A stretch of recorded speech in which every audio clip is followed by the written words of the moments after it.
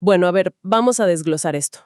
Hoy tenemos sobre la mesa una pila de documentos que a simple vista parecen increíblemente aburridos, ¿eh? Una selección del Boletín Oficial de la República Argentina, todo publicado en un solo día, el 20 de noviembre de 2025. Pero la misión que nos propusimos es encontrarle el pulso al país en estos textos. Porque si uno lee entre líneas, esto no es solo burocracia. Es una radiografía fascinante de cómo funciona el poder, de las prioridades del gobierno y de las decisiones que van a impactar desde un puerto millonario hasta el precio de las frutillas. Y esa radiografía que mencionás es clave. Porque estos documentos que parecen desconectados, uno habla de un puerto, otro de una ruta, otro de una alerta por celular, en realidad son las piezas de un mismo rompecabezas. Si los juntás, empiezas a ver la estrategia. Muestran dónde se pone el dinero, qué sectores se quieren impulsar. Y cómo el Estado, con su maquinaria pesada y a veces lenta, intenta moldear la realidad del país. Es seguir el rastro del papel para entender el poder en movimiento. Empecemos por lo más grande entonces, por el dinero pesado. Hay una resolución que aprueba un megaproyecto bajo el régimen de incentivo para grandes inversiones, el famoso RIGI. Es el proyecto Terminal Multipropósito Timbués, en Santa Fe. Y las cifras de esas que llaman la atención, ¿eh?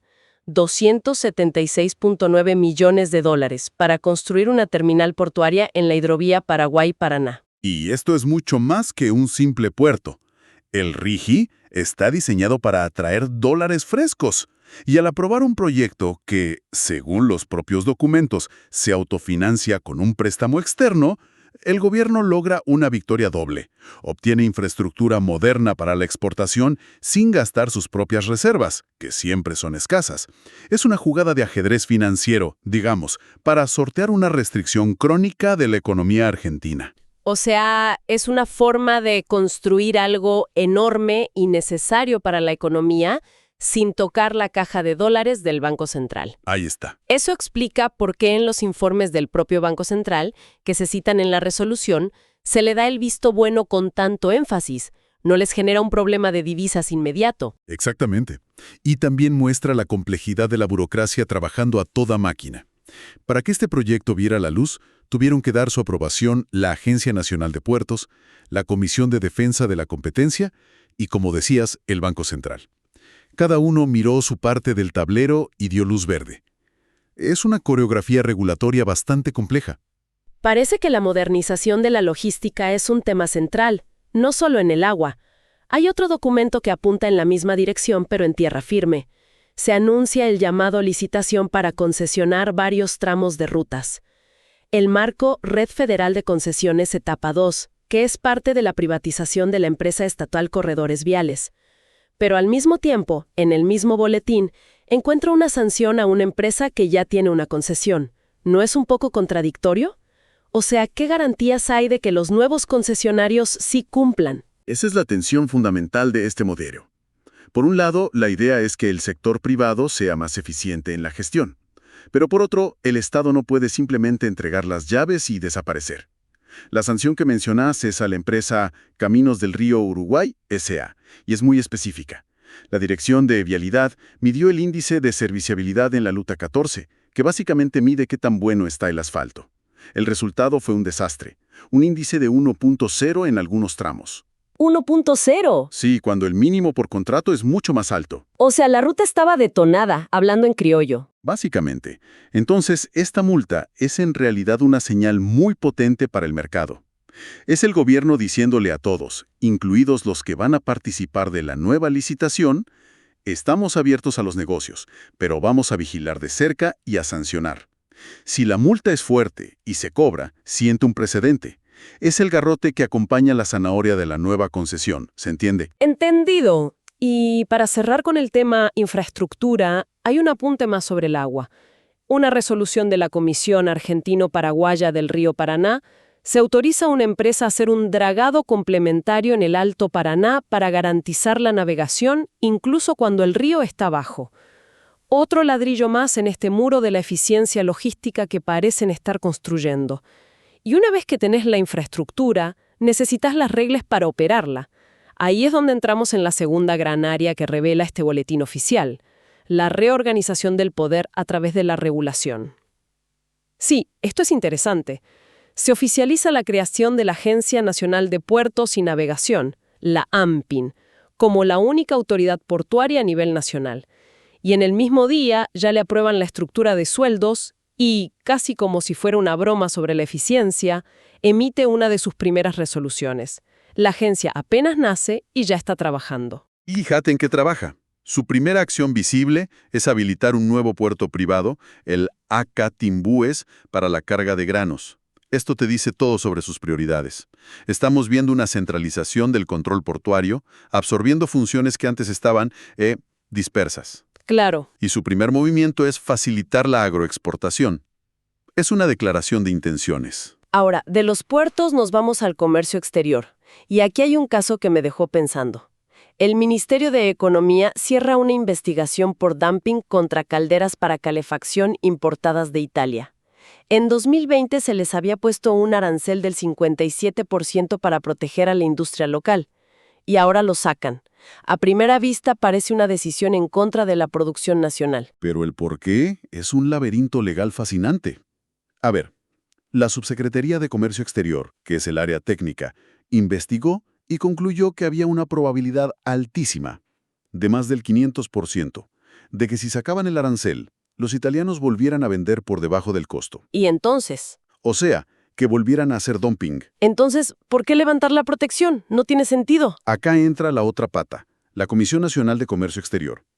Ellos analizaron el caso y dijeron, un momento, para que podamos mantener una medida antidumping, según las reglas de la Organización Mundial del Comercio, las empresas que la piden tienen que representar una proporción importante de la rama de producción nacional. Ajá. Y la comisión determinó que las pocas empresas argentinas que fabrican estas calderas no llegaban a ese umbral. O sea que aunque el riesgo de competencia desleal era real y probado, como los fabricantes locales eran pocos, legalmente el Estado no podía protegerlos. Exacto. Es un tecnicismo, pero uno que tiene consecuencias millonarias. Muestra el choque entre la necesidad de proteger a una industria local, por pequeña que sea, y las reglas estrictas del comercio global que Argentina se comprometió a cumplir. El Estado se encontró atado de manos por su propio marco legal y tuvo que levantar la barrera. Increíble la letra chica de la globalización. Y de un tema tan denso como las calderas, el boletín nos lleva a algo mucho más fresco: las frutillas. Hay 2 resoluciones sobre esto. Que parecen pequeñas, pero que tocan 2 nervios centrales de la economía moderna. La primera resolución lo que hace, en esencia, es que Argentina adopte las reglas del Mercosur sobre cómo tiene que ser una frutilla para poder venderse. Define la identidad y la calidad. Ah, claro. Pone a todos los productores de la región en la misma página, facilitando el comercio.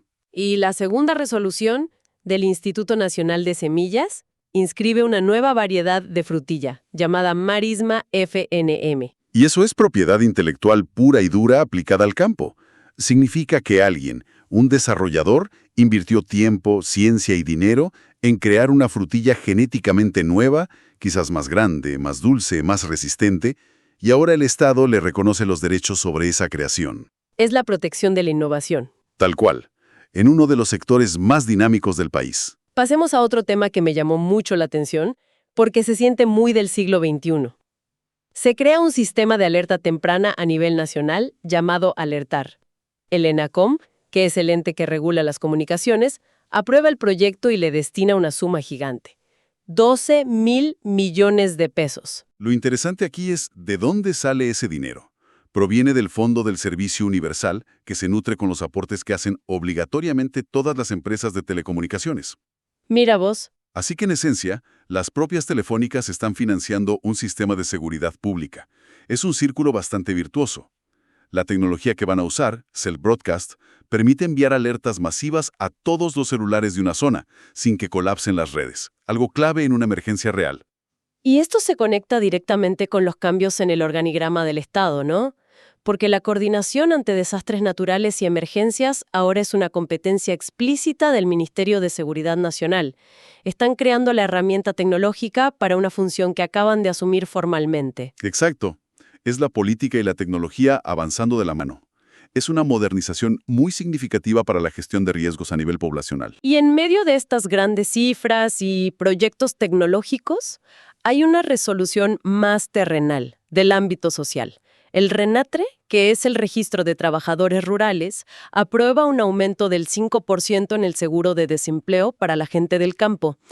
Los montos máximos y mínimos quedan en unos 346,000 y 173,000 pesos.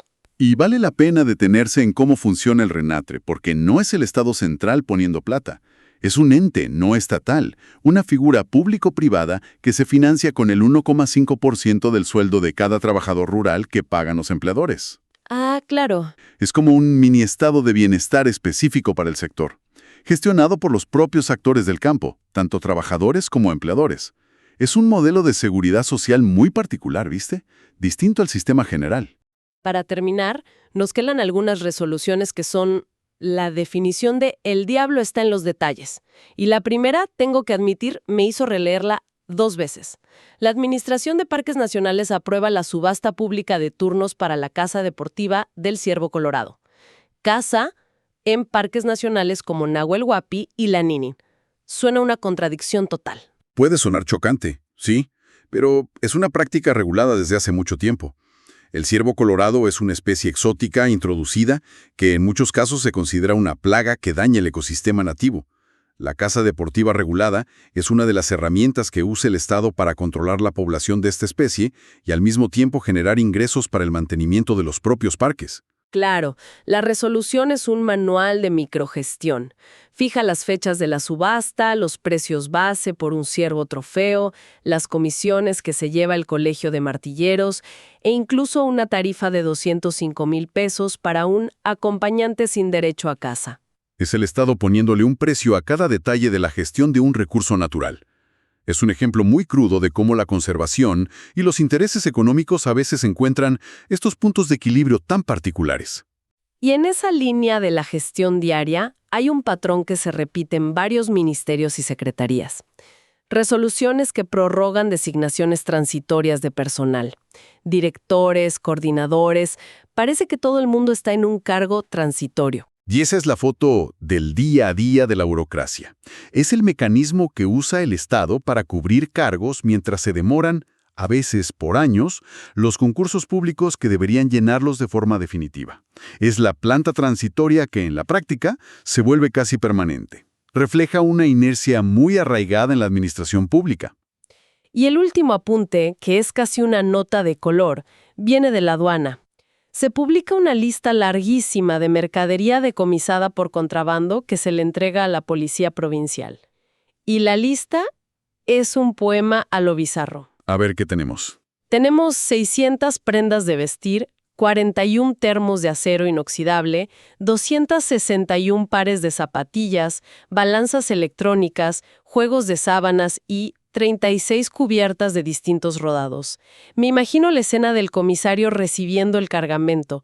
¿Qué hace la policía con 41 termos? Es el final del camino para el contrabando. En lugar de destruirse, se le da un uso social. En este caso, equipar a una fuerza de seguridad. Pero sí, la lista siempre es un reflejo surrealista de lo que la gente intenta pasar por la frontera. Entonces, después de este viaje por las entrañas del boletín oficial, ¿qué nos queda? Nos queda la confirmación de que este documento es mucho más que un simple registro. Es un mapa vivo que nos muestra la estrategia económica con la apuesta por la infraestructura, las tensiones de la política comercial en el caso de las calderas, y la complejidad de administrar un país en el día a día, desde un sistema de alertas hasta el destino de unas zapatillas de contrabando. Cada resolución es una decisión que, sumada o a las otras, define el rumbo. Quede claro que no es aburrido si uno sabe dónde mirar. Pero hay un último dato casi perdido en una notificación. Se informa la designación de las nuevas autoridades para el Tribunal de Defensa de la Competencia. Y eso, que parece un simple nombramiento, nos deja una pregunta abierta de cara al futuro. Este es el organismo antimonopolio, el que debe vigilar que las empresas no se pongan de acuerdo para subir precios o abusen de su posición dominante en el mercado. Con un equipo nuevo al frente de este tribunal, la pregunta es inevitable. ¿Empezaremos a ver otro tipo de investigaciones? ¿Casos que afecten directamente el bolsillo de la gente, como la cartelización en los supermercados o en las empresas de servicios? ¿Cambiar el enfoque sobre las grandes compañías que controlan los mercados clave en Argentina? Esa es la historia que el boletín oficial de hoy empieza a contar, pero cuyo final veremos en los próximos meses.